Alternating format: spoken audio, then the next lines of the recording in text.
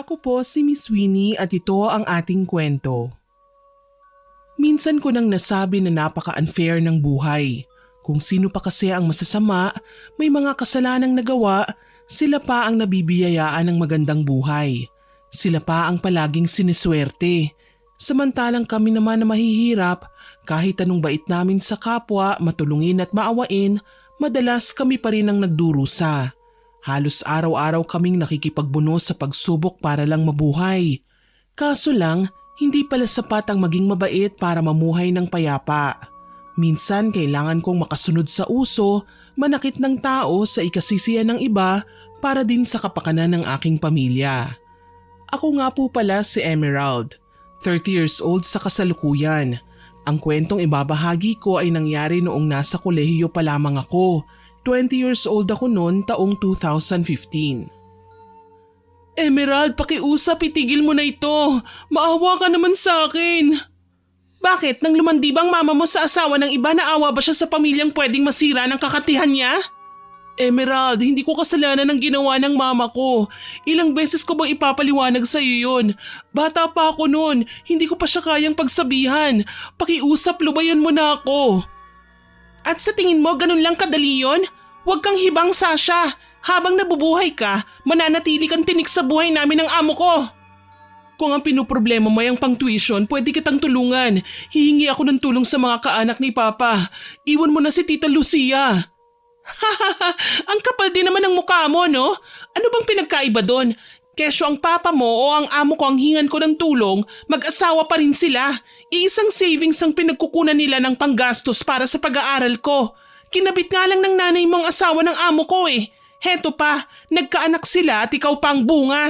At alam mo bang latest? Hindi na makakapaghabol ang papa mo sa yaman ni na Madam Lucia dahil nagloko siya. Kaya wag kang umastang may maitutulong ka pa sa akin dahil ang totoo, mahirap ka pa sa daga. Isang malakas na sampal kagad ang iginawad ko sa kanyang pisngi nang naabutan ko ang papatakbong babae. Alam kong ilang beses na niya akong tinatakasan pero hindi siya pwedeng mawala sa paningin ko. Aminado ko na minsan hindi na maganda ang ginagawa ko kay Sasha, Miss Winnie. Hindi pala minsan, kundi madalas.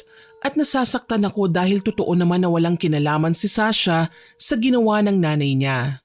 Ang totoo po niyan, pinsang buo ko ang babae. Magkapatid ang ama kong si Tatay Darren at ang nanay ni Sasha.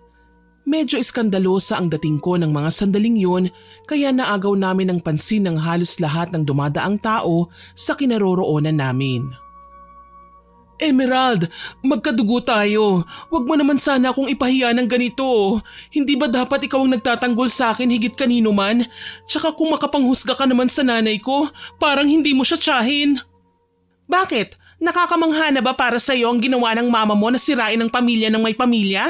Baka naman nakakalimutan mo, mas loyal ako sa amo ko. Nakahanda akong sundin ang lahat ng ipinag-uutos nila. Sakali man na kailanganin nila ako. Isa pa, Sasha, kahit ang ina mo lang ang natitirang tao sa mundo, hindi ko siya kailanman ituturing na tiya. Minahal ka ni mama, itunuring ka niyang anak. Pwes noon yon, nung hindi ko pa nalalaman ang sikreto niya. Ngayon nasira na ang lahat ng magagandang katangian na binuo ko para sa imahe niya dahil wala siyang kwenta. Malakas na umiyak si Sasha. Alam kong masakit para sa kanya ang marinig na iniinsulto ko ang nanay niya. Gayunpaman, wala akong magagawa. Sa mga oras na ito, alam kong palihim na nanonood sa akin si Madam Lucia, ang legal na asawa ng papa ni Sasha. Kailangan kong ipakita sa kanya na binubuli ko si Sasha para tigilan na niya ang tatay ko.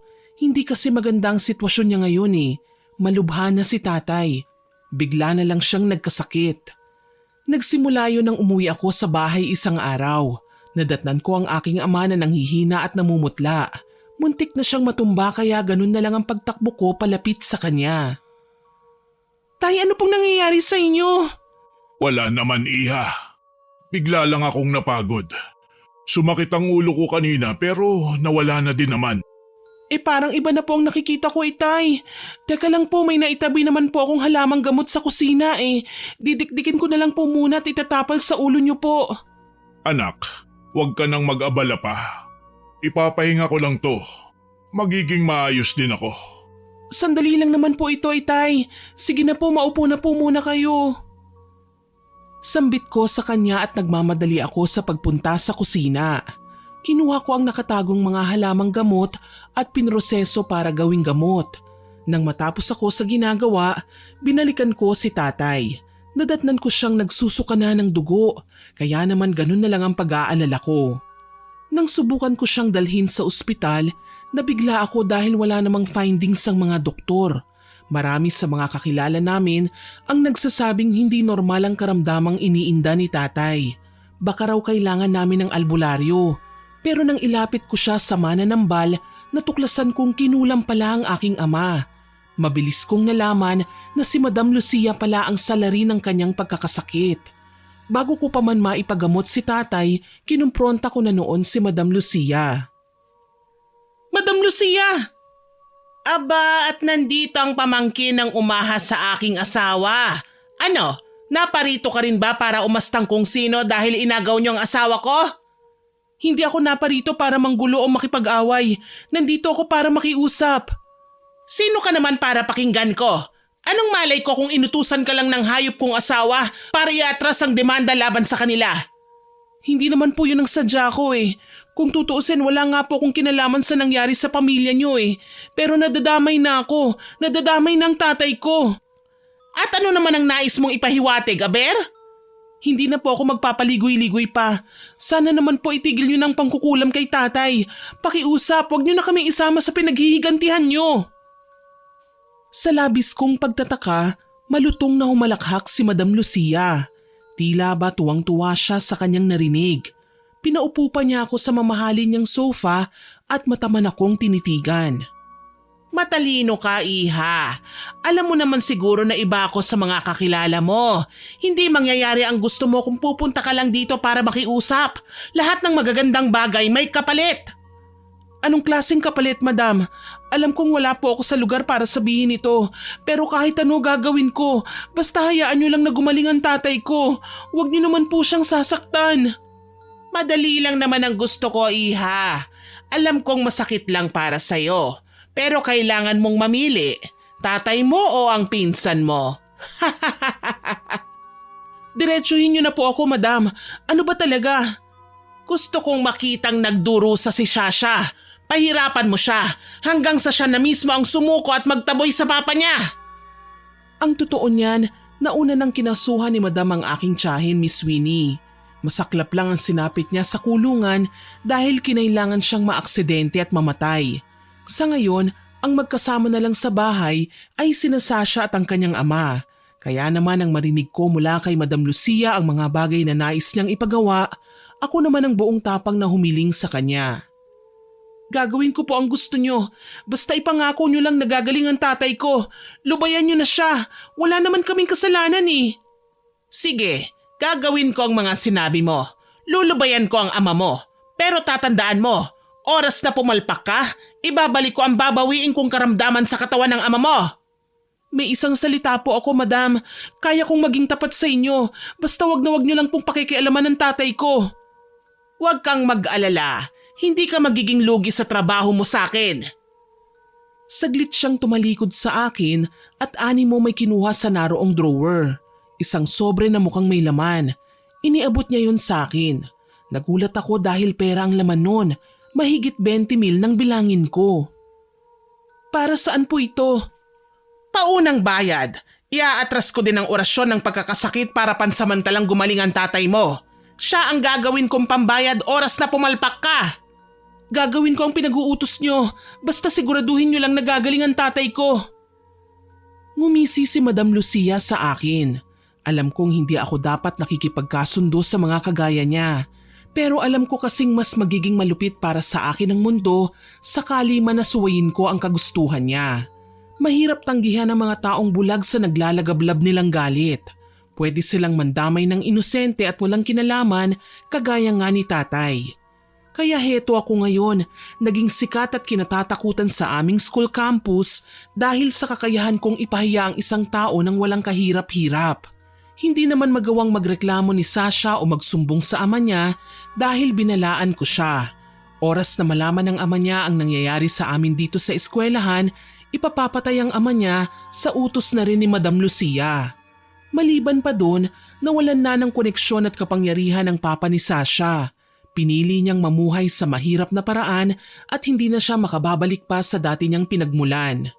Tuloy, hindi ako makadama ng awa sa pag-iyak ni Sasha. Ipinikit ko na lang ang aking mga mata at ikinalma ang aking sarili.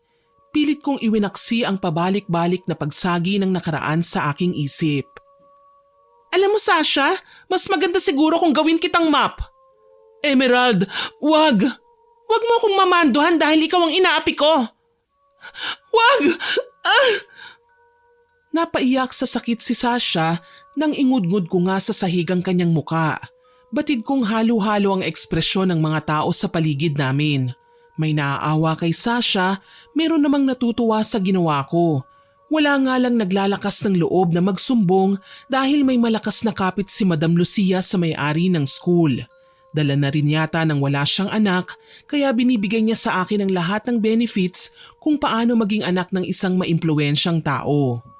Nasa kalagitnaan ako ng ginagawa nang humahangos namang dumating si Tristan, ang kaibigan ni Sasha.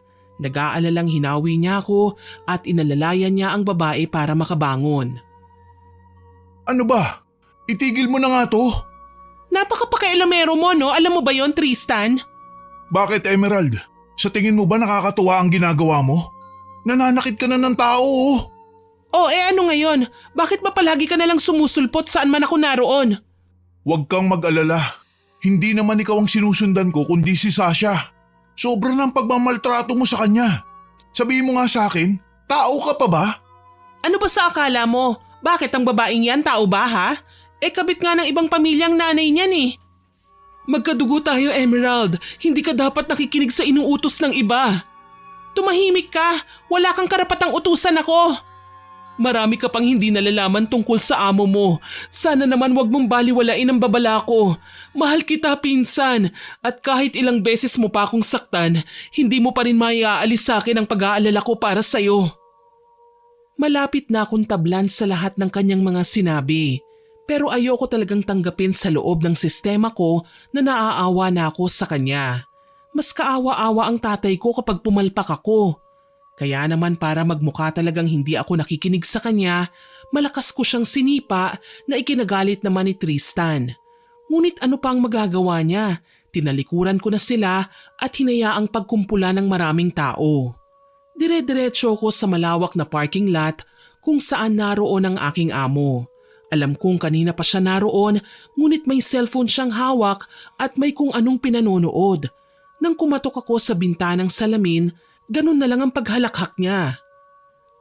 Magaling Emerald, pwede ka nang maging kontrabida. Kailan niyo pagagalingin ng tatay ko? Teka lang, hindi pa ako kontento sa pinagagawa ko sa'yo. Relax ka lang, okay? Nangako ka madam, tiniis ko na nga lang ang maging demonyita para mapasaya kayo. Tapos wala pang nangyayari sa kalusugan ng tatay ko? Walang pagbabago? Bakit ba naman atat na atat ka? Sinabi ko naman sa'yo hindi ba? Maghintay ka! Ang ayoko sa lahat yung minamadali ako! Ilang beses ko nang sinakta ng sarili kong pinsan. Masama nang tingin sa akin ng lahat. Ano pa bang hinahanap nyo? Halos lahat nagawa ko na. Pinapaasa nyo lang ba ako sa lahat ng pinangako nyo, ha? Sa labis kong pagkabigla, dinuro ako ni Madam Lucia sabay hablot sa aking panga. Bakit atat na atat ka nang itigil ang pangkukulam sa tatay mo? Gusto mo ikaw naman ang makaranas ng sakit na nararamdaman niya ngayon? Baka nakakalimutan mo. Ako ang mas may karapatang magalit sa ating dalawa. Uutusan lang kita at susunod ka. Hindi ko po alam kung tama pa bang ginagawa ko, madam. Nagiging unreasonable na kayo eh. Aba, at nagre-reklamo ka na ngayon? Ibigay niyo na lang po ang huling inuutos niyo sa akin. Pagkatapos nito, kailangan ng gumaling ng tatay ko. Sana naman makonsensya na kayo. Masamang-masama ang loob ko sa ginang. Lantaran lang niya akong inuuto. Tuloy hindi ko na alam kung dapat ko pa bang ipagpatuloy ang pagtatrabaho ko sa kanya o hindi na. Tutal naman pabalik-balik lang ang sakit ng tatay ko. Hindi siya kailanman gumagaling. Parang gagaan lang sandali ang pakiramdam niya tapos makalipas ang ilang araw, muli na namang daraan sa kalbaryo si tatay. Kagaya ngayon, Nadatnan ko siyang inuubos sa loob ng kanyang kwarto. Malayong malayo na ang katawan ni tatay sa dati ay malusog at maaliwalas niyang itsura. Maputla na si tatay at nangangayayat. Manilaw-nilaw ang balat na para bang nagkaroon ng hepatitis. Halos hindi pa niya naigagalaw ang kanyang mga paa kaya nanatili siya sa kama. Kung minsan naman sa labas ng kwarto siya nananatili pero kailangan niyang magtawag ng aalalay sa kanya. May mga kapitbahay naman pero hindi sila maaasahan buong araw. Tay, kamusta na po kayo dito? Ayos naman ako, anak. Medyo masama lang ang pakiramdam ko.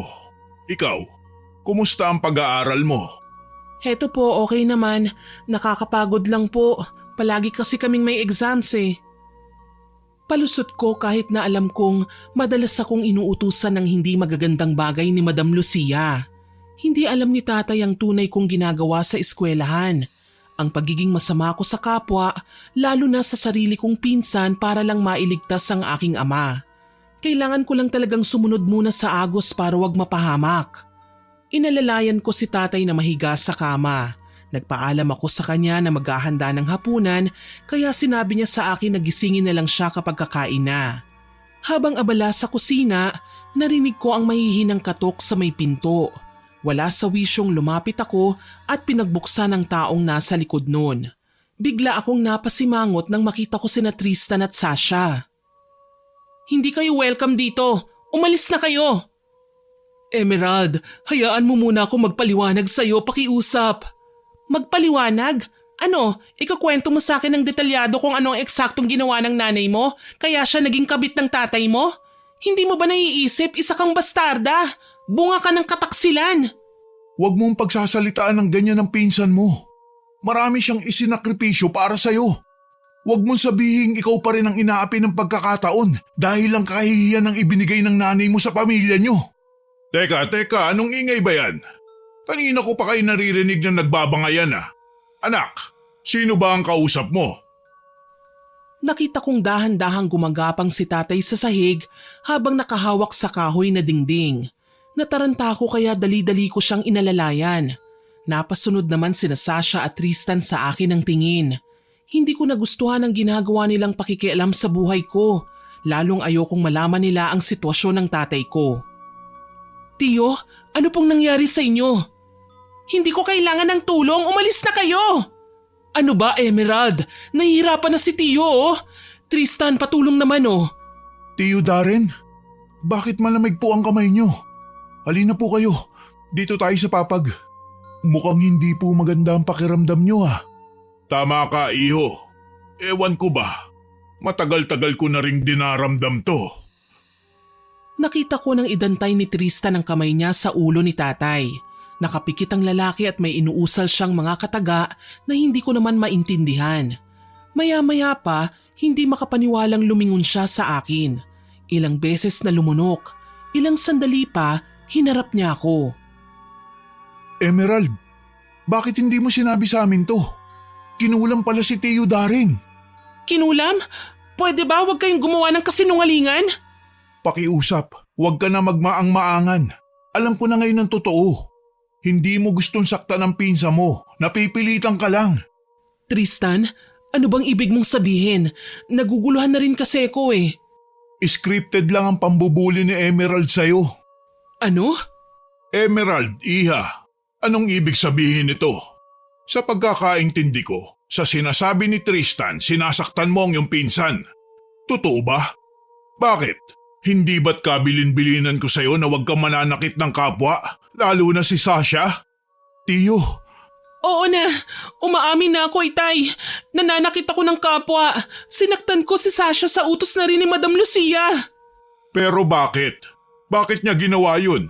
At bakit mo siya sinunod? Tay, siguro nga po masama akong tao. Pero hindi ako masamang anak. Gagawin ko po ang lahat maging okay lang po kayo. Hindi ako papayag na may sino mang manakit sa inyo. Anak. Nung minsang dinala ko po kayo sa isang mananambal, nalaman ko na kinukulam kayo. Wala kayong malay nun kaya hindi nyo narinig ang sinabi niya. Nalaman ko kagad kung sinong salarin matapos niya kayong tawasin. Si Madam Lucia. Diyos ko, bakit ka nakipaglapit kay Lucia, iha? Hindi mo ba alam na kilala na siyang malupit noon pa man? Itay, kapag hindi ko sinunod ang mga sinabi niya, ikaw ang sasaktan niya eh. Kaya nga binuli ko si Sasha ng labag sa aking kalooban. Kasi hodang pangalanan pa niya akong masama at walang konsensya. Mas mahalaga pa rin ang kaligtasan niyo, Itay.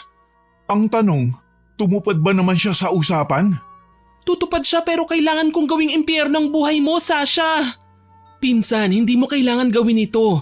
May iba pa naman sigurong paraan. Tama, may iba pang ang paraan. At magagawa natin ang lahat ng yun kung makikipagtulungan ka sa amin, Emerald. Huwag ka mag-alala, hindi namin papabayaan ang tatay mo. Isa akong albularyo. Kung gusto mo, isama natin siya sa bahay namin para maasikaso ko ang kalagayan niya.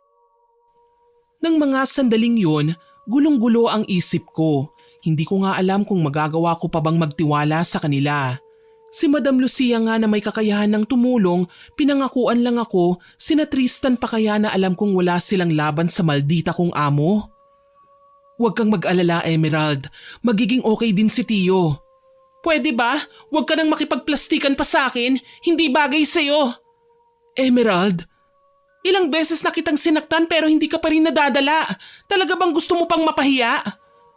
Wala naman akong intensyon na magpakita ng kahit na anong nakakainis na impresyon sa'yo, Emerald. Pinsan kita eh. Ayoko lang na nalululong ka sa maling paniniwala kahit na alam ko naman ang totoo.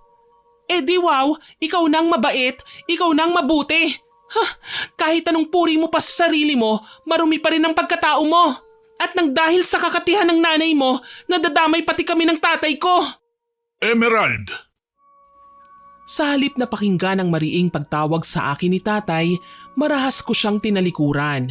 Iiling-iling naman na binalingan ako ni Tristan ng tingin pero wala akong pakialam. Tutal naman tingin nila sa akin, isa akong dakilang kontrabida. Bakit ba hindi ko nalang lubos-lubusin pa? Sinundan ako ni Tristan sa likod bahay. Doon ako tumambad dahil hindi ko kayang makita ang pagbabait-baitan ni Sasha. Ewan ko ba, naiirita na ako kapag nakikita ko siyang umiiyak o umaastang naaawa. Para kasing binubulungan ako ng isipan ko na nagdadrama lang si Sasha. Nagkukunwari para kaawaan. Emerald, pwede ba kitang makausap? Bakit pa? Masama ako. Hindi niyo ako dapat na nilalapitan. Baka masaktan ko lang kayo. Hindi mo naman magagawa yan eh. Alam ko, may mga pinagdadaanan ka lang kaya ka nahihirapan sa ngayon. Saka naiintindihan ka namin kung bakit kinailangan mo saktan ng pinsan mo. Bantay sarado ka ni Madam Lucia. Pero huwag ka mag-alala. Matutulungan ka namin sa bagay na yan. Anong ibig mong sabihin? Sinabi ko naman sa iyo ang tungkol sa pagiging albularyo ko, hindi ba? Kung papayag ka, isasama namin kayo ni Tio sa bahay. Ako munang gagamot sa kanya. Susubukan ko kung i-epekto ba mga gamot at langis na ginawa ko. Sige, papayag ako, pero ayokong paasahin niyo pa ako kagaya ng ginawa ni Madam sa akin. May isang salita ako, Emerald. Lahat ng sinasabi ko at pinapangako tinutupad ko. Hindi ko kailanman binabaliwala ang tao sa paligid ko. Iniisip ko din ang kapakanan nila. Kagaya mo, kagaya ni Tio. Sa kagustuhan kong gumaling ng tuluyan ng aking ama, sumama kami kina Tristan at Sasha. Nalaman kong magkalapit lang ang mga bahay nila. Simula kasi nang maibuking namin ang katotohanan sa pagkatao ni Sasha, lumipat na sila ng papa niya at umiwas sa amin. Hindi ko akalain kung sino pa ang madalas kong mapahiya, sila pa ang tutulong sa amin. Maraming salamat sa paghatid mo sa amin, Sasha. Wala yun no, tsaka parang ang layo-layo naman ang bahay namin, nasa tapat lang naman. Huwag kang mag-alala. Gagawin ko ang lahat ng aking makakaya para gumaling ang tiyo mo. Salamat naman kung ganun. Emerald, tutuloy na ako Sakali man na kailanganin mo ng tulong, nandito lang ako sa kabilang bahay. Tumangulang ako sa pagpapaalam niya pero hindi na ako nag-abala pang sumagot. Inalalayan ko na lang si tatay na makahiga sa kama na inihanda ni Tristan. Nakita ko siyang nagtungo sa munting silid at may inilabas na botelyang may lamang langis. Pagpahingay na muna natin si Tio. Ako na muna ang bahala rito. Kain ka na muna sa kusina. May inihanda akong pagkain dun. Ikaw? Mamaya na ako. Saka huwag ka mag-alala. Magiging magaan na ang pakiramdam niya kapag napahiran ko na nito. Sige, salamat. Anak, Tay, bakit po? May kailangan kayo? kausapin mo si Sasha, anak. Magpatawaran kayo. Alam ko naman na wala kang ibang inisip kundi ang kaligtasan ko lang. Pero sana, isipin mo din na walang kinalaman si Sasha sa kasalanang ginawa ng kanyang ina at ama. Bunga lang siya at hindi kailanman ginusto ang magkaroon ng miserableng buhay. Huwag mo sana siyang sisisihin, anak. Hindi ko alam, Itay. Nilalamon ako ng galit para sa kanya eh. Naghahanap ako ng masisisi dahil hindi ko matanggap na kayo ang kailangang magdusa sa kasalanang ginawa ng iba. Huminga ng malalim si tatay at nginitian ako. Kahit papaano gumaan ang pakiramdam ko dahil sa pagpapakita niya ng pag-iintindi sa sitwasyon ko. Ang hirap talagang maging mabait sa taong kinaiinisan ko. Gayunpaman, hindi ko naiwasan si Sasha. Bago pa man ako makakain, naririnig ko na ang naging pag-uusap nila ni Tristan. Oh, Sasha, bumalik ka? Oo, nalaman kasi ni tatay na nandito sina Tio at Emerald eh. Sakto naman na may niluto siyang ulam. Heto maanghang na chicken pastil. Paborito daw ni Tio ang pagkain ito eh, kaya nagdala na ako. Sabi nga ni Papa, sa bahay na lang sila manatili eh. Kaso baka ayaw namang pumayag ni Emerald. Ganun ba? Mukhang masarap nga yan ah. Puntahan mo na lang si Emerald sa kusina. Sabayan mo na siyang kumain. May sinaing na din kasi ko dun. Tapos may binili akong nilagang baboy kanina. Yun ang ulam namin ngayon. Ganun ba? Sige, pupuntahan ko na siya sa kusina. Si Tio ba nakakain na? Pwede ko siyang subuan mamaya. Natutulog pa. Mamaya na lang, sabay na kami. Sige, pupuntahan ko lang si Pinsan sa kusina. Mabuti pa nga. Nagkunwari naman akong kumukuha ng ulam nang maramdaman kong papalapit siya sa aking kinaroroonan. Nakangiti na si Sasha, tila ba nasisiyahan sa nakikita niyang pagkaabala ko. Emerald? Nandito ka na naman? Ano bang kailangan mo? May dala akong chicken pastil. Halika, tikman mo. Okay na ako dito sa ulam ko. Pero masarap ito, Emerald. Halika, sumandok ka Pati ba naman mga gusto kong kainin pinakikialaman mo? Pwede ba layuan mo na ako? Natigilan si Sasha sa tangkang paglapit sa akin. Walang imik na lang niyang nilapag ang lalagyan ng ulam at yumuko. Bago pa man ako muling makapagsalita, nakita ko nang pumapatak ang kanyang luha. Alam ko naman na naiinis ka sa akin at sa nanay ko, pero baka naman pwedeng magpanggap ka muna na okay tayo hanggang sa gumaling si Tio. Bakit ko naman gagawin yon? Hindi naman ako tanga. Oh, nagtatalo na naman ba kayo? Sabay kaming lumingon sa may pinto nang lumapit si Tristan. Nagtataka niyang nilipat-lipat ang tingin sa aming dalawa. Hindi naman Tristan. Huwag mo kaming pansinin, okay? Nag-uusap lang kami. Sigurado kayo ha? Baka naman… Tristan, huwag kang mag-alala. Hindi naman ako ganun kasama para saktan ng kaibigan mo kahit wala ang amo ko. Sige, naniniwala na ako. Pero kailangan nyo magmadaling kumain ha. Magsasagawa ako ng ritual para sa pagtatawas. Natawas na siya noon. Alam ko na kung sinong kumulam sa kanya. Bakit kailangan pang ulitin? Kasi may mas mahalaga tayong bagay na kailangan mabawi kay Madam Lucia nang sa gayon, itigil niya na ang pambabarang sa tatay mo. Natahimik ako. Mukhang may punto nga naman ang sinasabi ni Tristan. Kapag nalaman namin kung anong pinangahawakan ni Madam para saktan ang tatay ko, baka pwede namin itong mabawi. Hindi ko na nga kinausap si Sasha at nagmadali na sa paghahapunan. Pagkatapos lumapit ako kay Tristan na may dalang plangganang may lamang tubig at asin. Inilapag ko ito sa mesita. Nagsindi naman ang lalaki ng puting kandila at pinalibutan ng abo ang paligid ng kinahihigaan ni tatay pati na ang kinatatayuan ng binata. Sisimulan na natin ang orasyon. Pakiusap, wag na wag kayong gagalaw o didilat na mga mata. Hintayin niyo ang hudyat ko. Naiintindihan niyo ba? Oo, Tristan. Kung ganun, maghawak tayo ng kamay. Walang bibitiw at walang susubok na umalis sa bilog ha. Kailangan manatili sa kinaroroonan. Anumang ingay ang marinig ay hindi pakikinggan. Sige, Tristan. Nakahanda na ako. Pinilit kong sundin na muna si Tristan kahit sa totoo lang ayokong madikit man lang ang balat ni Sasha sa aking balat. Para siyang may nakakahawang sakit na hindi ko kayang tagalan. Nakita ko kung paano magdasal si Tristan gamit ang ibang lengguwahe. Hindi ko siya maintindihan. Gayunpaman, kalmado ang kanyang muka at alam na alam niya ang kanyang gagawin. Dinampot niya ang isa sa mga nakasinding kandila at ipinatakang lusaw nun sa tubig sa loob ng planggana. Ilang sandali pa, may nabuong imahe mula sa tubig. Imahe ng isang matandang babae. Si Madam Lucia! Tama ka dyan, Emerald. Nakikita mo ang hawak niyang yan? Manika. Minamaniubra niya ang lahat ng nararamdaman sa katawan ng tatay mo gamit ang manika. Kaya pala pabalik-balik ang sakit ni Tiyo. Ano bang pwede nating gawin para mapagaling siya? Hindi ko kasi kayang tanggalin ang paraan ng pagbuhol niya ng PC ng kulam. Kailangan, kunin natin sa kanya ang mismong manika na ginagamit niya. Dahil ito lang ang makakapagpawi ng karamdaman ng tatay mo. Paano? Nasaan ang manikang yan? Nasa bahay ba ni Madam Lucia? Yan ang kailangan nating alamin, Emerald. Sa ngayon, heto ang plano. Kailangan manatili ka pa rin malapit kay Madam pero hindi para gawin ang mga bagay na pinagagawa niya sa'yo. Kailangan mong tuklasin kung saan niya tinatago ang manikang ginagamit niya para saktan ang tatay mo. Tumango ako at sumang-ayon sa kanyang sinabi. Tamang-tama, Lunes na kinabukasan. Hindi na masama kung makipagkita na naman ako kay Madam Lucia dahil yun ang araw na magbibigay na naman siya ng instruction sa akin tungkol sa mga panibago niyang ipagagawa.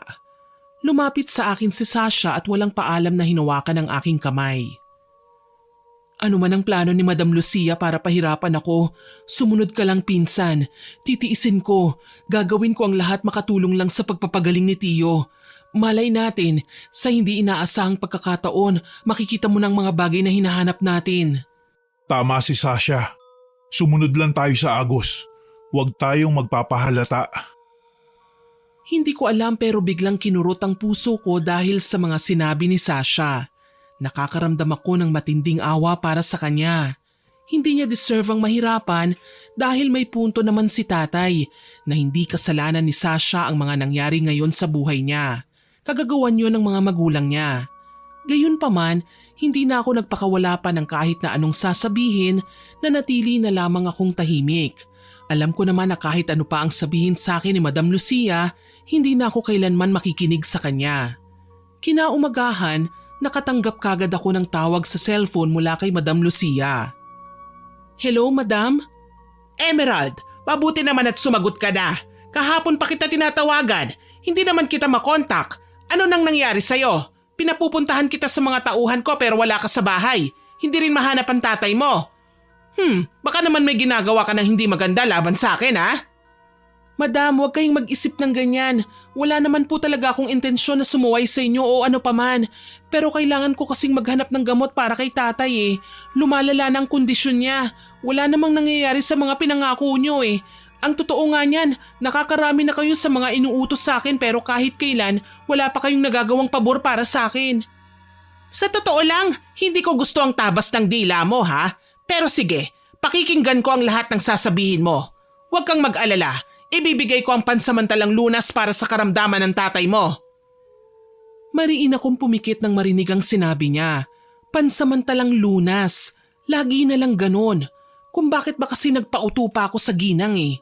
Dapat sana hinayaan ko siyang solusyonan ng problema niya sa asawa niya at hindi na dinamay pa ang pamilya ko o si Sasha. Pareho naman kaming walang kasalanan dito eh. Tapos ngayon kami ang nagkakagulo. Isang ideyang naisip ko na sa tingin ko naman ay magagawa ko. Nagbihis ako at nilapitan si tatay. Anak, papasok ka na ba sa eskwelahan? Hindi po itay, may lalakarin lang po akong mahalaga. Sana naman po mapagbigyan niyo ako. Dito na po muna kayo sa bahay ni Tristan. Sa tingin ko naman po magiging okay kayo rito eh. Anak, baka kung ano pa ang mangyari sa'yo.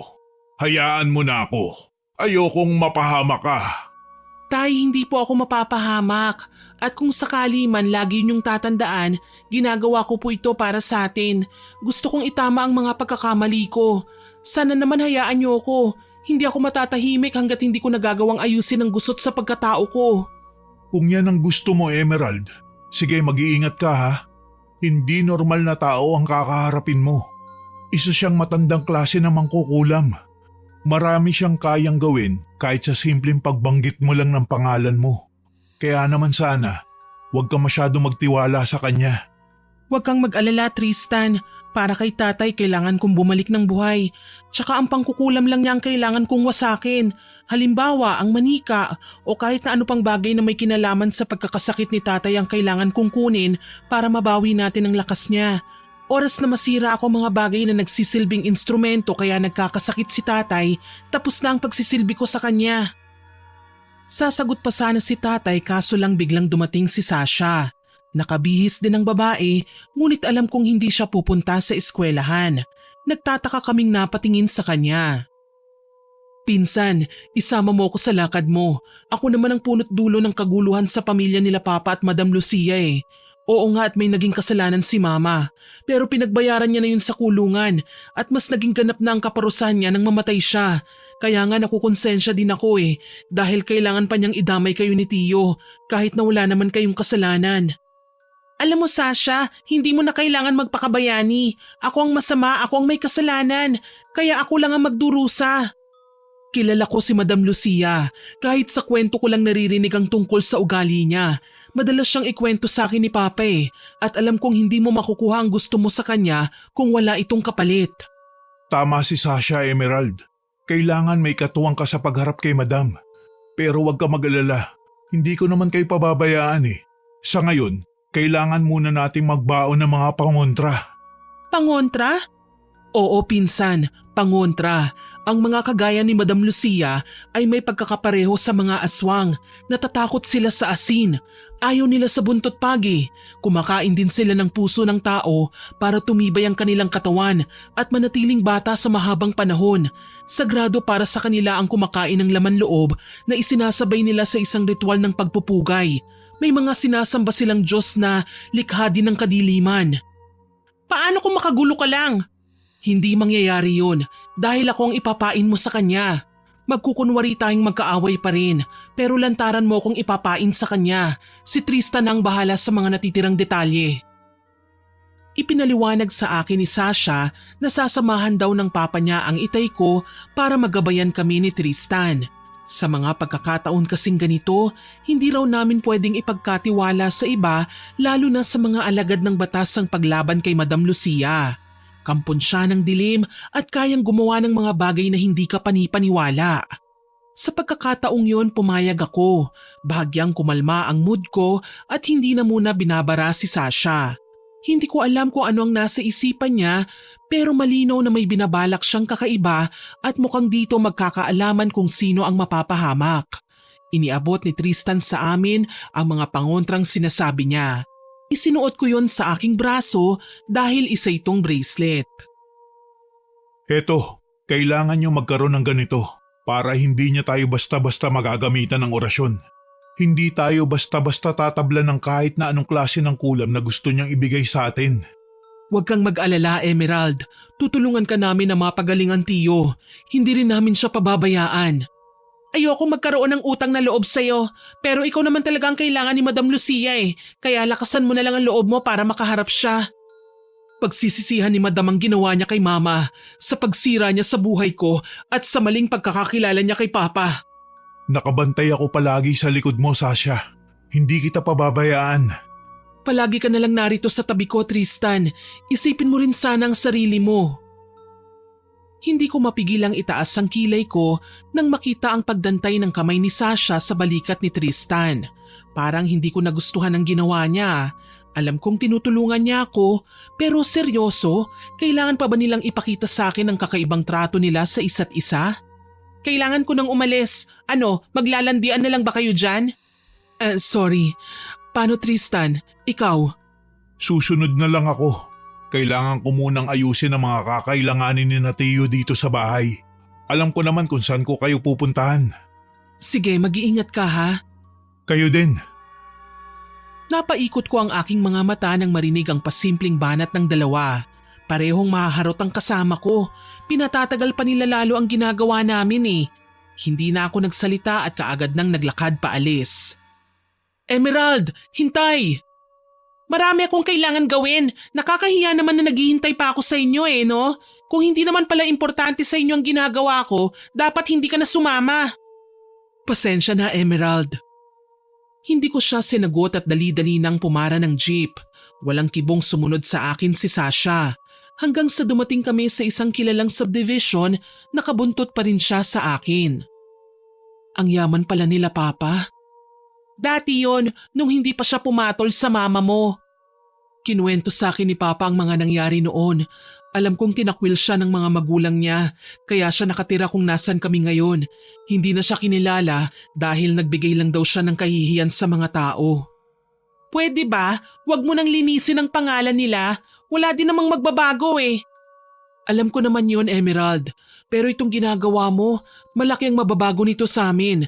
Kasi kahit papano gagaling si Tio, matitigil na rin ang pambabarang niya laban sa ating lahat. Ako lang at si tatay ang nagdusa, huwag kang umastang nahihirapan ka rin. Alam mo kahit gaano ka pa kaawa-awa, hindi pa rin ako madadala sa mga drama mo Mabilis ko siyang tinalikuran at naglakad. Nawala na sa isip ko ang niluluto naming plano dahil pinangunahan na ako ng galit. Kung pwede nga lang sana iwanan ko na siya Kaso lang hanggang sa dumating ako sa harapan ng bahay ni Madam Lucia, nakasunod pa rin sa akin si Sasha. Emerald, mukhang mas maaga kang nagpunta dito ngayon at may regalo ka yata para sa akin. Bakit mo ba ginagawang miserable ang buhay ng tiyo ko? Ako naman ang kailangan mo, hindi ba? Heto na ako, huwag mo nang pakialaman pa ang buhay nila Emerald. Hindi mo naman sinabi na matapang na pala ang kasama mong Sasha ngayon, Emerald. Gawin mo na ang lahat ng nais mong gawin sa kanya, Madam Lucia. Utang na loob, lubayan mo na ang tatay ko. Umatras ako at hinayaang makita ang naglalagablab na galit sa mga mata ng ginang. Yung tingin na gusto na niyang sumugod kay Sasha. Maya-maya pa, hindi na nga nakapagpigil si Madam Lucia. Basta na lang niyang sinugod si Sasha at sinabunutan. Nagpagulong-gulong silang dalawa, ngunit ni hindi man lang nagpatalo si Sasha. Napangangako nang makitang gumaganti din ng pagsipa ang dalaga, kaya napapaatungal din sa sakit ang ginang. Sinamantala ko ang pagkakataon, patakbo ko sa ikalawang palapag ng bahay niya nang sundan naman ako ng mga kasambahay niya. Kabado man, dali-dali akong pumasok sa pinakaunang kwarto. Nagtago ako sa isa sa likuran ng malaking kurtina. Tahimik na nakiramdam habang panay ang pagkakagulo ng mga kasambahay. Kalaunan, sumuko din ang babae at dali-dali nang bumaba para daluhan naman ang amo nilang kasalukuyang nakikipagbuno kay Sasha. Emerald! Tristan, paano ka nakapasok dito? May nakita akong hagdan sa likuran. Yun ang ginamit ko para makaakyat. Bakit? Akala mo hindi ko kayang umakyat dito sa bahay? Paano kapag nahuli ka? Hindi nila ako mahuhuli. Isa akong albularyo. May mga alam akong bagay na hindi kayang gawin ni Numan. Ang yabang mo. Sige na, hahanapin ko ng mga gamit sa pangungulam. Teka lang, ako na muna maghahanap. Puntahan mo na muna si Sasha. Baka kasi kailangan niya ng tulong mo. Hindi ba pwedeng ikaw na lang? Mas importante kasi na mahanap ko ang mga gamit ni Madam. Kapag ginawa ko yun, masisira ang plano natin. Mapagbibintangan tayong magnanakaw. Ako na muna maghahanap. Sige na. Wala akong nagawa kundi ang sundin na lamang ang sinabi sa akin ni Tristan. Nagdadabog pa akong naglakad pababa para lang magulat nang makita ang dugo ang labi ni Sasha habang lupaypay na nakahandusay sa sahig. May malay pa naman siya pero nanghihina na at tila hindi pa nagustuhan ang ginawa kong pagbaba. Emerald, tumakas ka na! Ikaw? Traidor ka, Emerald! Pinasakay mo ako sa mga masasama mong plano! Niloko mo ako! Hindi totoo yan! Hindi mo ba alam na kaya ko ding makita ang pinakahuling pinag-usapan nyo, ha? Alam kong may pinaplano kayo laban sa akin at hindi kayo magtatagumpay! Napasigaw ako nang kumilos ang isa sa mga kasambahay ni Madam Lucia. Bigla niya akong binigwasan kaya naman bago pa ako makapag-react, nawalan na ako ng malay. Hindi ko alam kung gaano katagal akong nakatulog. Ang alam ko lang, halos mamaga ang mukha ko ng magkamalay. Nangihinang bumangon ako at pinagmasdan si Madam Lucia na noon ay nakaluhod sa harapan namin ni Sasha. May binabalak siyang masama. Nagsasagawa siya ng ritual. Kasalanan mo to eh. Nagpakabayani ka kasi. Tingnan mo saan tayo dinala ng katigasan ng ulo mo. Hindi ko naman to ginusto eh. Pasensya na. Sana hindi pa nakakaalis si Tristan para mailigtas pa niya tayo dito. Nandito si Tristan? Oo, kaya sana wag na magtagal pa ang lalaking yun. Nakikita mong nakakahindik na reaksyon ng mukha ni Madam Lucia? Parang lalamunin na tayo ng buhay eh. Nasaan na ba kasi si Tristan? Napaigik ako nang sinubukan kong gumalaw. Tsaka ko lang napagtanto na nakatali pala ang kamay at paa ko kaya hindi ko magawang tumayo. Emerald, wag mo nang pilitin pang gumalaw. Mahihirapan ka lang eh. Ano bang pakialam mo? Wala ka rin namang magagawa eh. Pasensya na. Ano? Masaya ba dyan sa kinauupuan ninyo? Ako naman ang kailangan nyo, madam eh. Pakawalan nyo na si Emerald. Huwag nyo na siyang saktan. Si Emerald? Traidor yan eh. Wala na kayong magagawa pa. Bistado ko na kayo, mga anak ng manloloko. Ang kapal naman ng mukha mo, tanda. Huwag mong idadamay ang tatay ko. Wala kaming kasalanan sa'yo. Wala? Sigurado ka? Sa pinapakita mo ngayon, nagiging kapareho mo na ang mga kadugo mo.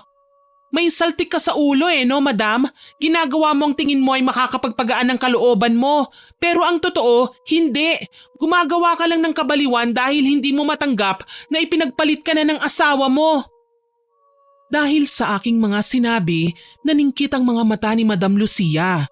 Sinugod niya ako, pinagsasampal, sinabunutan at halos wasakin ang mukha ko. Wala naman akong nagawa kundi ang umiyak at magsisisigaw. Si Sasha naman, kahit nahihirapan, ay nais ding saluhin ang iba sa mga atake ni Madam. Hindi ko napigilang maawa sa kanya nang makita ang mahina niyang pagdaing. Ano ba? Matapang ka lang dahil nakatali kami, madam. Subukan mo kaming pakawalan para malaman mo ang totoo. Para matalo ka namin. Nandadaya ka eh. Dinadaan mo kami sa bugbog kahit nahihirapan kami. Dahil hindi kami makaganti sa'yo. Huwag kang mag-alala. Tutal bihag ko na kayo. Hindi kayo makakaligtas pa sa gagawin ko sa inyo. At ano naman ang gagawin mo sa amin, ha? Ayaw mo namang makitang nahihirapan ng tatay mo, hindi ba? Di ang gawin na lang natin, kayo na lang ng pinsan mo ang kukulamin ko! Humahalakhak na inutusan niya ang nakaabang niyang utu-utong mga kasambahay na kunin ang mga mahahalaga niyang gamit sa pangungulam. Ngumisi ako ng makatatlong beses nang bumalik ang inutusan niya pero wala siyang dalang mga gamit na ikinagalit ng husto ni Madam. Ano bang klaseng paghahanap ang ginagawa nyo? Ang laki-laki ng manika at karayom ko pero hindi nyo makita? Mga tonta! Kami na bang tatawa, madam? Mukhang hindi mo magagawa ang masamang balak mo laban sa amin, ah. Hayop ka, Emerald! Alam kong umakyat ka sa itaas kanina! Malamang ikaw ang nagtago ng mga yon! Ilabas mo na! Pasensya na, madam. Wala akong ilalabas. Wala kasi kong kinuha eh. O baka naman ikaw mismo ang nagtago ng mga gamit mo. Emerald, wag mo na siyang galitin. Baka saktan na naman niya tayo. Alam mo, Sasha, kalagan mo na lang ang sarili mo bago ka umalma sa mga ginagawa ko. Wala ka rin namang magagawa kung hindi magreklamo lang eh. Tsaka wag mong sabihin sa akin na nasasaktan ka sa ginawa mo kaninang pagharang sa mga atake ng matandang si Madam dahil hindi kita inutusan na gawin ang bagay na yon. Hindi naman yun ang intensyon ko eh. Bakit ba pati pagmamalasakit ko sa'yo minamasama mo? Dahil hindi bagay sa'yo, no? Mas lalong lumakas ang palakpak ni Madam Lucia nang makita kami mismo ni Sasha na nag-aaway. Ni hindi na niya napansin ang aninong dumaan sa kanyang likuran na una kong nakita. Gumanti ako ng ngisi. Tumambad sa kanyang likuran si Tristan, hawak ang mga manikang sadya naming kunin kanina pero hindi natuloy dahil sa sabunutan nila Sasha at Madam. Oh, kalma lang. Bakit ba kayo ganyan palagi mainit ang ulo? Ano, mas uunahin niyo pa magtalo kaysa mabawi ito? Ikaw? Magnanakaw ka! Magnanakaw! Teka, hindi naman ako magnanakaw, madam. Kumalma ka. Ginagawa ko lang to dahil ginigipit mo mga kaibigan ko. Ano, pakakawalan mo na ba sila? Hindi ako makakapayag na gawin mo ang mga bagay na ito sa akin! Hayop ka! Magkakasabwat kayo! Nanlaki ang mga mata ko nang makita si Madam Lucia na may inuusal na mga lengguwahe. Pakiramdam ko, bawat bigkas niya ay may halong bigat, may laman. Hindi ko na napigilang mapapikit ng umihip ang malakas na malamig na hangin. Animo binabalaan kami, binibigyan kami ng babala sa masamang mangyayari. Emerald, may nakapa akong matulis. Patingin naman ako kung ano ito. Kung saswertihin nga naman, oo. Nail cutter. Teka, kukunin ko. Huwag kang malikot at kakalagan muna kita. Tapos kapag nakawala ka na, ako naman ang kalagan mo. Oo, sige. Nagtulungan kami ni Sasha na matanggal ang lubid na nakatali sa aming mga kamay. Si Tristan naman, nakita kong nagsasalita na rin ng hindi maintindihang lengguwahe. Pakiwari ko, binabara niya ang mga masasamang salitang binabato ni Madam Lucia sa amin, kaya imbis na kami ay ang matanda na ang nangihina. Sa lakas ng taglay na puwersa ni Tristan, nagawa niyang talunin si Madam Lucia hanggang sa manghina. Mangyak-ngiyak na dinuro ng ginang ang binata. Walang yaka! Ang lakas ng loob mong kalabanin ako! Sino ka ba, ha? Ako po si Tristan, at your service, ma'am. Kumakalaban ako sa mga masasamang mangkukulam, kagaya nyo. At ilang beses na rin naman ako may nagapi kung saan na ibabalik ko sa kanila mga karamdaman na ibinigay nila sa kanilang mga biktima. Ah! Hayop ka! Tatandaan kita! Hindi ako papayag na matalo lang ng kahit na sino! Lalo ka na! Huwag kang mag-alala, madam. Hindi rin naman ako papayag na magtagumpay ka. Muling umusal si Tristan ng mga katagang hindi ko maintindihan at naramdaman ang pagbabago ng aura sa paligid. Bumigat ang tila puwersang nakapalibot sa amin at nakita ko ang pagbabago ng reaksyon ni Madam Lucia. Mas nanlilisik ang kanyang mga mata at nangangalit ang kanyang bagang. Ilang sandali pa, nagulat ako nang makitang nagdugo na ang kanyang ilong. Hindi ako magpapatalo sa inyo! Mga hayop kayo! Wala ka nang magagawa pa, madam. Malinaw na natalo ka na. Lubayan mo na kasi ang pamilya ko. Kung talagang hindi mo matanggap na ipinagpalit ka na ng iyong asawa, siyang kausapin mo at wag mo kami idadamay. Madam, kung ako sa inyo, itigil mo na ito bago pa man maisagawa ni Tristan ang rebuelta. Wala kayong karapatang patigilin ako. Ito na ang kakayahan ko noon pa man. Kaya lahat ng taong nagkasala sa akin, parurusahan ko.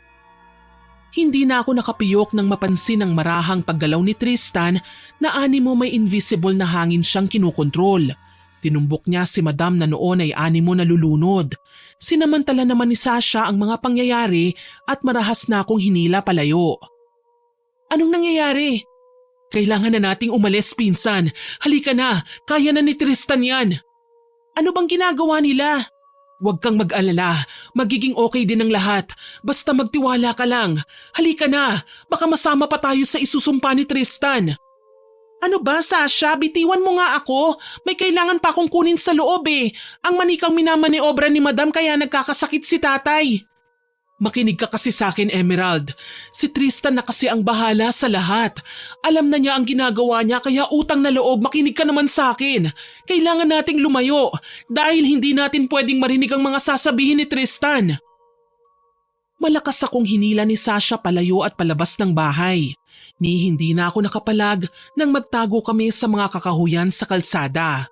Wala kaming ibang naririnig kundi ang sigaw ni Madam na animo na sasaktan. Ilang sandali pa, nanlaki ang mga mata ko nang pumalahaw ang ginang hanggang sa papahinana ng pahina na hindi ko na marinig ang sigaw niya. Saktong tumahimik si Madam nang matanaw namin ang papalabas na si Tristan. May hawak siyang manika. Pabagal siyang naglalakad pero kaagad ko siyang sinalubong. Wala pa mang nangyayaring pagbabago kay tatay, itinuturing ko na siyang bayani ko.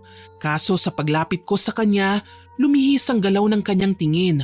Maging ang pagbuka ng kanyang magkabilang braso ay sa iba siya nagpasalo, kay Sasha. Nagawa mo, Tristan. Ang galing mo talaga. Ligtas na tayo. Tama ka dyan, Sasha. Magagamot na din natin si Tio. Kaya pala hindi siya mapagaling dahil may isinulat na ritual si Madam sa likurang bahagi ng manika. Pero kaya ko itong tanggalin. Magagawa din nating mapabuti ang kalagayan niya. Si Emerald. Naku, oo nga pala. Sabay silang napalingon sa akin at kaagad na bumitiw na animo nagkakahiyaan pa. Tinanguan ako ni Tristan kaya nahihiya din akong ngumiti na lamang sa kanya. Nang mga sandaling yon, nakaramdam ako ng pagsikdo ng aking dibdib. Alam kong simula sa araw na yon, aminin ko man o hindi, pero humahanga na ako sa binatang albularyo. Maraming salamat sa tulong, Tristan. Hindi ko magagawa ang mga bagay na ito kung wala ka. Naku, wala yun. Salamat na lang din kasi sinamahan tayo ni Sasha. Isinugal niya ang buhay niya bilang pain para lang magkaroon tayo ng oras na makuha mga kailangan nating kunin sa bahay ni Madam. Oo nga pala, ano nang nangyari sa kanya? Nanghina ang ginang at nawala ng malay. Pero alam kong oras na manumbalik ang kanyang lakas, magiging mas madali pa rin sa kanya ang paghihigante. Kaya naman habang hindi pa siya nagigising, kailangan na natin makauwi sa bahay. Gagamutin ko muna si Tio para hindi niya na magalaw pa. Mabuti pa nga, halina kayo, ako nang papara ng taxi. Sayang, naging mabuti pa naman ako kay Madam Lucia, pero hindi niya pinahalagahan ang binigay ko sa kanya na kabaitan. Sa halip inabuso niyang lahat maging ang tatay ko. Sinira niyang tiwala na binigay ko sa kanya. Pinaasa niya ako para gawin ko ang lahat ng nais niyang mangyari, pati na ang pagiging isang bully. Kalimutan mo na yon, pinsan. Ang mahalaga, ligtas na tayo at ligtas na si Tio. Hindi ko alam kung dapat ba akong mag-sorry sa'yo eh. Sa totoo lang, damay lang naman kami sa atraso niyo sa ginang eh. Wala naman kaming kasalanan pero sa pagkakasakit ni tatay, parang kami pang nagdurusa. Ako na ang humihingi ng pasensya sa mga nagawa ni Madam sa pamilya mo, Emerald. Sana mapatawad mo kami ni Papa. Hindi namin ginustong madamay kayo. Sadyang kasiyahan na rin talaga ni Madam na manakit ng iba. Noon pa man talagang hindi na niya makumpronta si Papa kasi umaasa siya na magkakabalikan sila. Hindi rin naman nilihim sa akin ni Papang totoo eh. Alam ko ang pinagdaanan nila ni Mama. Sayang nga lang at hindi na namin siya kasama ngayon. Hindi ako nakapagsalita. Naalala ko ang mga bagay na sinabi sa akin ni Tatay na walang kasalanan si Sasha sa naging kasalanan ng mga magulang niya. Biktima lang din siya kagaya ko. Sabihin na nating nagmamalaki ako, Miss Winnie, pero nahihiya talaga akong magpakumbaba para sa kanya. Lalo na ngayon, naiinis ako sa tuwing nakikita ko siyang masaya habang kasama si Tristan. Nagsiselos ba ako? Hindi ko alam kung ano ang tawag ko sa nararamdaman kong ito. Pagdating namin sa bahay, inasikaso kagad ni Tristan si Tatay. Isinagawa niyang isa na namang ritual habang ginagamit na instrumento ang manika. Tila ba hinihilot niya ang katawan nito hanggang sa tuluyan nang mawala ang bukol-bukol sa loob ng lamang bulak ng manika. Tio Darren, kumusta na po ang pakiramdam niyo? Medyo maayos na ako, iho. Gumagaan na ang pakiramdam ko. Parang nawawala na ang bigat at napapalitan na ng katiwasayan. Salamat naman kung ganun. Sana po magtuloy-tuloy na to. Sana nga, iho. Patagal na rin akong nakaratay sa kama. Alam mo na, namimiss ko na rin ang maglakad-lakad o kahit man lang magtanim ng halaman sa labas. Tay, kumalma lang po kayo. Kagagaling nyo pa nga lang eh. Tapos ang gusto nyo, galaw kayo kagad ng galaw. Tsaka na kapag okay na po kayo. Aba malakas pa ako sa kalabaw, iha. Wala ka naman dapat na ipag-alala sa akin. Kahit medyo namayat si Tatay, nagtawanan pa rin kami nang ipakita niya ang butuhang braso matapos niyang ipagmayabang na may muscles pa raw siyang natitira sa katawan. Naging matagumpay naman ang orasyon na ginawa ni Tristan. Lumipas kasi ang ilang araw ay hindi na nakaramdam pa ng kahit na ano ang aking tatay. Tuwang-tuwa ako sa naging resulta ng panggagamot sa kanya ng binatang albularyo. Pero kahit mabuti na ang kanyang kalagayan, hindi ko pa rin maiwasang matakot. Nag-aalala ako para sa aming kaligtasan eh.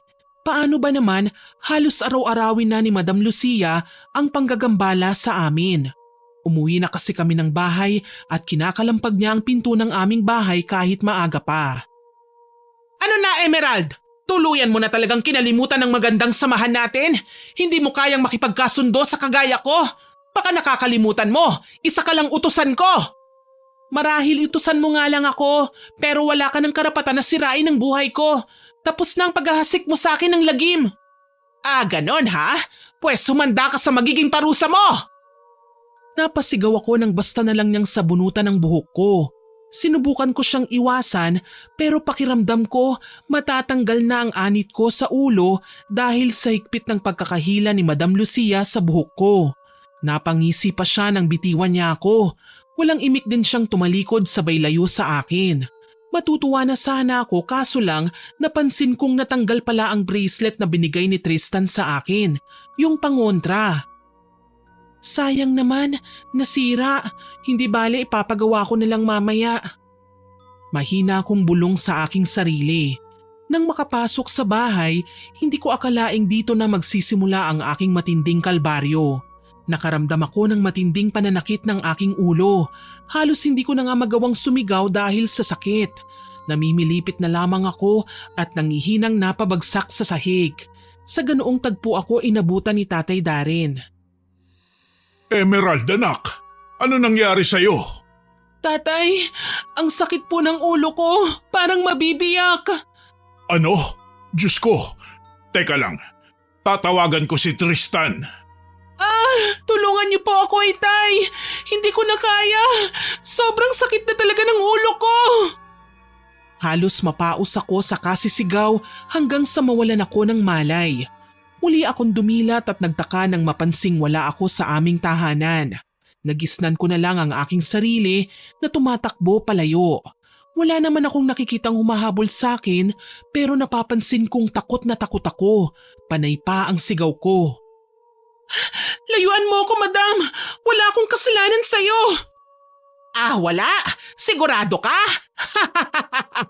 Wala pala ha? Pues humanda ka! Gagantihan kita dahil sa kapabayaan mo! Anong kapabayaan? Nangako ka sa akin na tutulungan mo ako! Sumumpa ka pero hindi mo naman tinotoo! Wala na akong mapagkakatiwalaan ni isa sa inyo! Oo, sumumpa ako pero hindi ko na kaya pang mga pinagagawa mo. Hindi ko na kayang manakit ng inosenteng tao, lalo na ang pinsan ko. Hindi mo matatanggihan ang misyon na ibibigay ko sa'yo. Aapihin natin si Sasha hanggang sa siya na mismo ang sumuko at kumitil ng buhay niya. Hindi, ayoko. Lubayan mo na ako. Halos hindi ko na makapa ang sarili kong hininga sa bilis kong tumakbo. Kung saan-saan ako lumiko, ngunit nakapagtatakang nakokorner pa rin ako ni Madam Lucia. Kakaiba ang aura niya ngayon. Naglalagablab na ang itim na suot niyang damit, magulo ang buhok at mahahaba ang kuko. Kulang na lang, lantakan niya ako sa paraan ng pagkakatitig niya sa akin. Maya-maya pa, hindi na niya ako mahabol nang maramdaman kong nahuhulog ako sa isang butas, palalim ng palalim hanggang sa hindi ko na magawang kapain kung ano ang nasa loob dahil pinangunahan na ako ng takot sa aking nalalapit na pagbagsak. Sabihin mo sa akin, Iho, ano ba nangyayari sa anak ko? Bakit ganyan na lang siya kung makasigaw? Hindi ko pa alam sa ngayon, Tiyo. Pero para mas bumilis ang paglalapat natin ng gamot sa kanya, kailangan ko po siyang itawas. Malakas po ang pakiramdam ko na hindi lang po ito isang normal na sakit ng ulo lang. Gawin mo ang lahat ng makakaya mo, Iho. Si Emerald na lang ang meron ako. Ayokong mawala siya sa akin. Wala na ang aking asawa. Ayokong pati anak ko mawala rin. Para saan pa ang pagnanais kong mabuhay kung hindi ko man lang maaalagaan ang anak ko bilang ganti? Ano pong nangyari? Tumambad sa aking harapan sina tatay na kasama si Tristan. Sabay ko silang niyakap na dalawa at sakto namang pumasok si Sasha. Alam kong pinagmamasdan niya kami pero hindi man lang ako natinag sa kayayakap kina tatay at Tristan. Maya-maya pa, hinawakan ko ang kamay ng binata. Napakabuti mo, Tristan. Ikaw ang hero ko. Ginagawa ko lang naman ang mga pwede kong gawin bilang isang albularyo. Kaya nga bilib ako sa'yo eh. Sabay kaming napalingon sa kinatatayuan ni Sasha. Mabilis naman na nagbago ang ekspresyon ng kanyang muka. Nakangiti na ang babae pero alam kong may nakita akong bakas ng paninibugho sa kanyang muka. Hindi ko lang yun maibintang sa kanya ng harapan dahil nakangiti na siya sa amin ngayon. Umiral nga lang ang pagkamaldita ko. Tinaasan ko rin siya ng kilay. Emerald, pasensya na sa pagpunta ng walang abiso ah. Na-text kasi sa akin ni Tristan ang nangyari sa'yo eh. Nag-aalala ko kaya kailangan kong pumunta kagad dito. Talaga? Nag-aalala ka? Huwag mo nang isipin yon. Okay lang naman si Tristan eh. Pinsan, ikaw ang tinutukoy ko. Nag-aalala ako dahil sinabi sa akin ni Tristan ang kalagayan mo. Naging masama ako sa'yo. Inapi kita ng todo. Bakit kailangan mong mag-alala sa akin? Masama akong pinsan, Sasha. Dapat gumaganti ka nga sa akin eh. Hindi naman sukatan ng pang-api para gumanti, pinsan eh. Naintindihan ko kung bakit ko kailangan pagdaanan ng mga bagay na yon. Naipit ka lang, walang matakbuhan, tapos nakakatakot pang malagay sa sitwasyon kagaya ng kay Tio. Pabalik-balik sa gamutan pero hindi man lang gumagaling. Kahit sino, kahit ako, kakapit talaga sa patalim. Sinamantala naman to ni Madam dahil alam niyang kailangan mo ng tulong. Pasensya na ha kung naging masungit ako sa'yo. Kalimutan mo na yon. Ang mahalaga nandito kami at tutulungan ka namin. Kagaya nga ng ipinangako ni Sasha, inalagaan niya kami ni tatay. Katuwang niya si Tristan at ginagamot nila ako. Sa halip na matuwa, pakiramdam ko binubugbog nila ang puso ko. Unti-unti ko nang nagugustuhan si Tristan, Miss Winnie. Pero nakikita kong umuusbong na rin ang damdamin nila Sasha at ng binata para sa isa't isa. Ito ang isa sa masakit na katotohanan. Extra lang ako, asungot sa pagmamahala nila.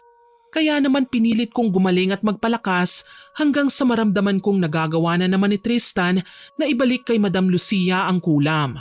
Nabalitaan na lang namin na nakaratay na rin ngayon ng ginang, malubha at walang mapupuntahan. Nakakaawa naman si Madam Lucia. Pwede ba, Sasha, huwag ka masyadong maging maawain, kaya ka napapahamak eh, kasi hindi ka marunong magtanggol ng sarili mo, mas pinapahalagahan mo ang kaligtasan ng iba. Hindi ko lang kasi maiwasang isipin ang kalagayan niya eh. Nakakalungkot ang mag-isa, lalo na sa mga panahong hinang-hina tayo. Mas mabuti na rin yun, Sasha, para mapagtanto niya ang mga nagawa niyang pagkakamali. Ang galing mong magbigay ng payo ah. Iniisip ko lang ang sasapitin natin kapag pinabayaan natin siyang aali-aligid na naman sa atin. Ayoko nang maisa sa inyong mapahamak. O siya, maiwan ko na muna kayo. Kukuha lang ako ng merienda. Sambit ni Sasha at iniwan kami ni Tristan sa sala. Hinayaan ko na lang ang babae na kumilos sa kusina. Halos araw-araw na kasi siyang dumadalaw sa amin simula nang magkasakit ako hanggang sa tuluyang gumaling. Nang kami na lamang dalawa ng binata, namayani ang matinding katahimikan sa pagitan naming dalawa. Ilang sandali pa, nauna akong nagsalita. Bakit ba ang bait-bait mo sa amin, Tristan? Ha? Hindi na pangkaraniwan sa isang taong tumutulong ng sobra eh. Pero ikaw, halos ibigay mo na sa amin ni tatay ang lahat. Ganyan naman talaga kapag malapit sa iyo ang isang tao, hindi ba? Gagawin mo ang lahat para sa ikabubuti niya. Pero hindi nakakabuti sa puso ko ang paglapit-lapit mo sa pamilya ko, Tristan. Nasasanay na ako eh. Nagiging dependent na ako sa'yo. Ayokong dumating ang araw na masira ang puso ko dahil dito. Bakit? Ano ba ang pinupunto mo? Gusto kita, Tristan. O siguro nga mahal na kita. Sa kabutihang pinakita mo sa akin, sa lawak ng pangunawa, hindi ko na maiwasang mahulog ang puso ko sa'yo. Ano? Pero Emerald, hindi ko naman intensyon na magkagusto ka sa akin. Ang totoo niyan, matagal na rin ako may gusto kay Sasha. Kaya nga halos hindi na kami mapaghiwalay eh. Gusto ko kasing makita niya ang pagmamahal ko para sa kanya. Ilang beses na ako nanligaw pero hindi niya ako sinasagot. Mapait akong ngumiti. Inayos ang aking sarili at pasimpleng pinunasan ng luhang muntik nang dumaloy sa aking pisngi. Hindi ko kayang marinig ang lahat ng kanyang sinabi. Nasasaktan ako dahil malinaw na wala akong matatanggap na pagmamahal sa kabila ng pagtatapat na ginawa ko. Huwag mo akong alalahanin, hindi ako naghihintay ng kapalit sa pagmamahal ko para sa'yo. Magiging masaya ako para sa inyo ni Sasha. Pangako ko yan para sa'yo. Salamat Emerald. Sa katunayan, lalakasan ko na ang loob ko at liligawan na si Sasha. Ingatan mo ang pinsan ko ha, mabuti siyang tao. Sana maging matatag kayo sa lahat ng pagsubok na darating sa inyo. Yun lang at tinalikuran ko na si Tristan. Hindi ko na inabalapang takpan ang mga tumutulo kong luha. Siguro ibubuhos ko na lang muna ang aking kalungkutan sa pag-iyak.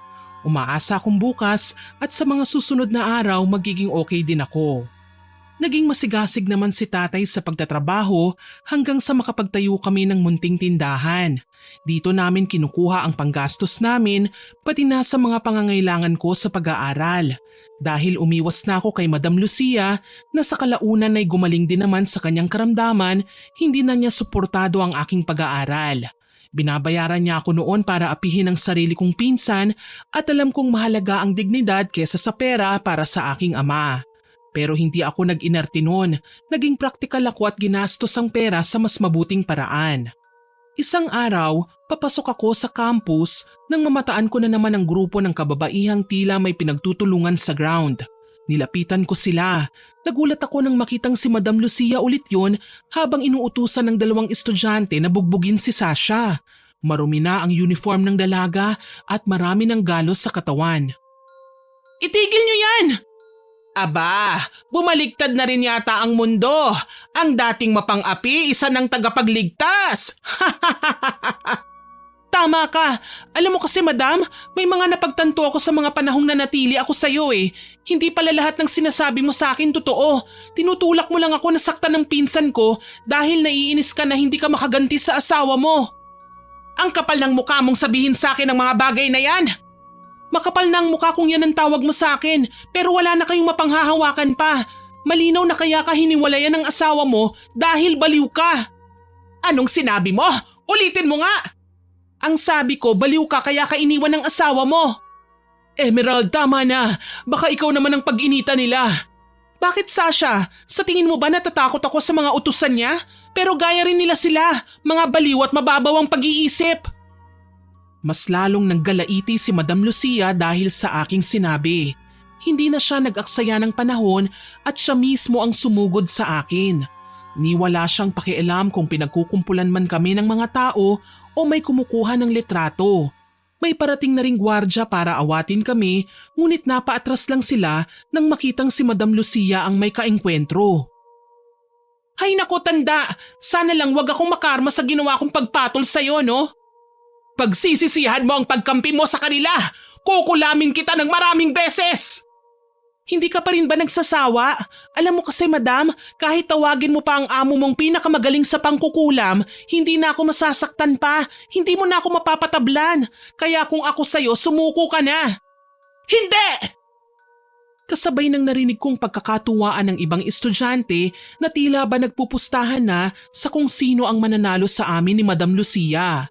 Dumating naman sina Sasha at Tristan kasama ang dean. Seryosong pinagalitan ng dean si Madam tsaka sinabing kay tanda na ay pumapatol pa sa bata. Napag-alaman kong maging ang dean ay lumilihis na rin pala sa koneksyon niya mula kay Madam dahil hindi niya na kayang makitang inaapi ng mga bullies ang bawat estudyante niya. Nagawa nila kaming awatin pero hindi ko inaasahan ang susunod niyang gagawin. Tila nawala siya sa sarili.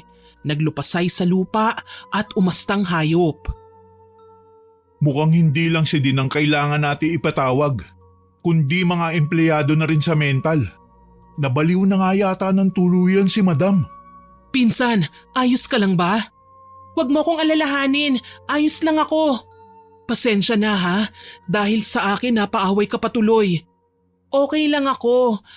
Sige, maiwan ko na kayo Tristan ha, ikaw nang bahala kay Sasha. Hindi na kailangan pinsan, nariyan na rin kasi ang boyfriend ko. Nagulat ako sa naging revelasyon ni Sasha. Namataan nga namin ang papatakbong lalaki na papalapit sa amin. Kitang-kita sa kanyang muka ang pag-aalala para kay Sasha. Niyakap niya ang babae at pinagpagang dumi sa damit nito. Wala sa sariling napalingon naman ako kay Tristan. Nakita ko ang pagguhit ng sakit sa mga mata niya. Nalulungkot ako para sa kanya lalo na't may nararamdaman din ako para sa binata. Alam ko kung gaano kasakit ang magtapat pero hindi naman tinapatan kung ano ba talaga ang tunay na nararamdaman. Parang pinaasa lang siya. Gayunpaman, umasta akong nakikipagbiruan para mapawi man lang ang sakit na kanyang nararamdaman. Anong nangyari sa inyong dalawa? Mukhang kailangan mo ring dalhin sa klinik ah. Ayos lang ako, Emerald. Akala ko ba magaling kang albularyo? Hindi mo natawas ang tungkol sa lalaking kasama niya? Ang hiling mo talaga magbiro. Halika na nga, ipapagamot natin ang mga sugat mo. Pilit namang iniwasan ni Tristan ang masakit na katotohanang hindi siya ang minahal ni Sasha. Alam kong makakamove on din siya balang araw. Wala namang taong hindi kayang lagpasan ng mga pagsubok na dumarating sa buhay ng bawat isa eh. Simula din doon, naramdaman kong naging maayos na ang buhay ni Sasha. Dahil naging mentally unstable naman si Madam Lucia, nagawang umuwi ng papa niya sa kanila at siyang namahala sa mga negosyo nila. Nagkapatawaran na ang ama niya at ang mga magulang na lolo at lolo rin naman niya. Kami naman ni tatay, naging busy na rin sa buhay namin. Ang dating maliit na tindahan, naging convenience store na, sa tulong ng pinakamamahal kong kasintahan na si Tristan. Sa kalaunan, naging asawa ko na rin siya. Nagkaroon kami ng 3 anak kahit taunan lang ang age gap nila. Nakakatuwa naman na sabay-sabay silang lumalaki. Sila din ang nag-alaga sa lolo nila. Madalas kaming dalawin ni Sasha na buhay mayaman na ngayon at tuluyan nang naglaho ang bakas bilang isang inaping dalaga. Nakakatuwa. Naging maayos din ang buhay nating lahat. Grabing pag-aapi talagang ginawa ni Madam Lucia sa pinsan mo. Nakakalungkot nga eh. Naging bahagi pa ako ng paghihirap niya. Nagsisisi ako, Tristan. Pero alam ko naman sa sarili ko na nagbago na ako ngayon. Wala nang sino man ang kokontrol sa akin para manakit ng tao. Makita ko lang na masaya tayo ng mga bata kasama si Tatay Darren masaya na ako. Masaya din ako para sa inyo mga anak ko. Salamat at hindi niyo ako pinabayaan. Tay, gagawin po namin ang lahat para sa iyo. Kahit ilang madampa ang umatake sa atin, lalabanan namin at ibabalik ng paulit-ulit sa mental hospital para pagdusahan ang pananakit niya sa kapwa. Puno ng pagmamahal na tinunghayan ko ang aking asawa.